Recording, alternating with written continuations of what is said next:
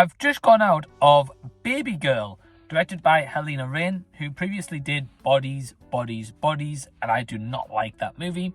And going into 2025, I'm going to be less susceptible to giving movies a pass or trying to, see more positives of a movie. So with that in mind, I'm ready to tank on Babygirl. This was bad.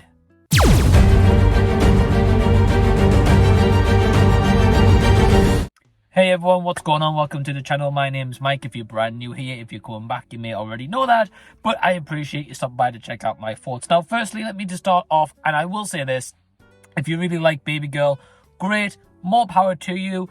I, support on physical media, support it in the cinema, streaming, whatever you want to do. That's absolutely great. But be forewarned, if you haven't read my title, I'm telling you now, I did not like this movie. And that is your warning before I start getting keyboard warriors in the comments to be like, oh, hey, you didn't like this movie, blah, blah, blah, blah. Now, Babygirl. Okay, so it stars Nicole Kidman, Dickinson, Antonio Banderas in a supporting role. Nicole Kidman is a high-powered CEO in this technology company. It's a company that seems to be doing really, really well. She's got a husband and 2 daughters. However, she starts an affair with a much younger man, basically putting her career and family on the line. I do have a few positives I can take away from this and give you in terms of what I did like. I will say the performances are good. There's no one delivers a bad performance here. The supporting cast and main cast included.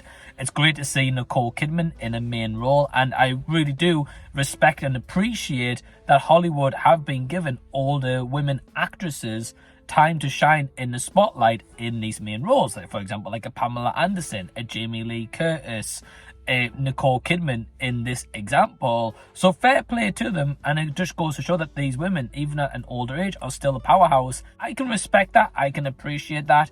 I think age is just a number. We saw that in 2024 with the movie Thelma. June Squibb, a 90-plus-year-old woman headlining a movie. So more power to it and more women empowerment. Hey, I'm all for that. However, that is where the positives end.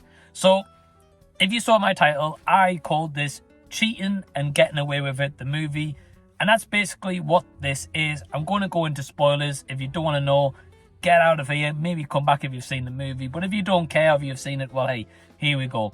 So the whole premise is Nicole Kidman having this affair. By the end of it, she has this affair. She discovers what she likes in the bedroom and what really helps to fulfill her. Antonio Banderas, her husband, takes her back. And basically, happily ever after, she's had this affair. And it just seems to be no consequence for the characters.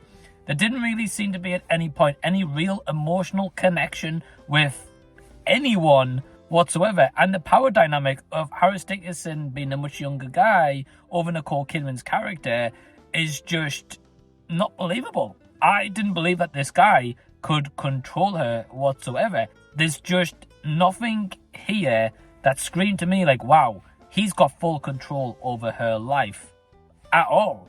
He just seemed to be as if he was along for the ride and he was doing whatever he wanted to please himself, which I guess is the point of him having a control, while she is worried about what could happen with her family and her career.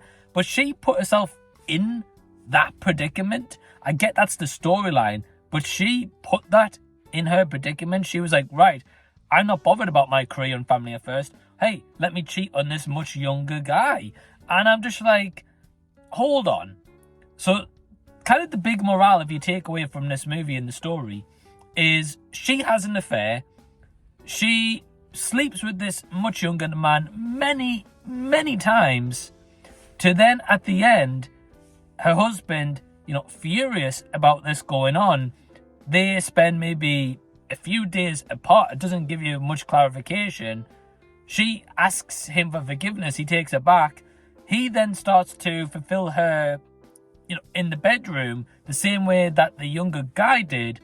And now she's fulfilled and happy with her husband, and they can continue to have bedroom antics at an old age. And I'm just like, This plot is just fucking stupid. Don't get me started on the fight scene between the two love interests. Jim Carrey and Liar beating himself up was a better fight scene than what we see in Babygirl.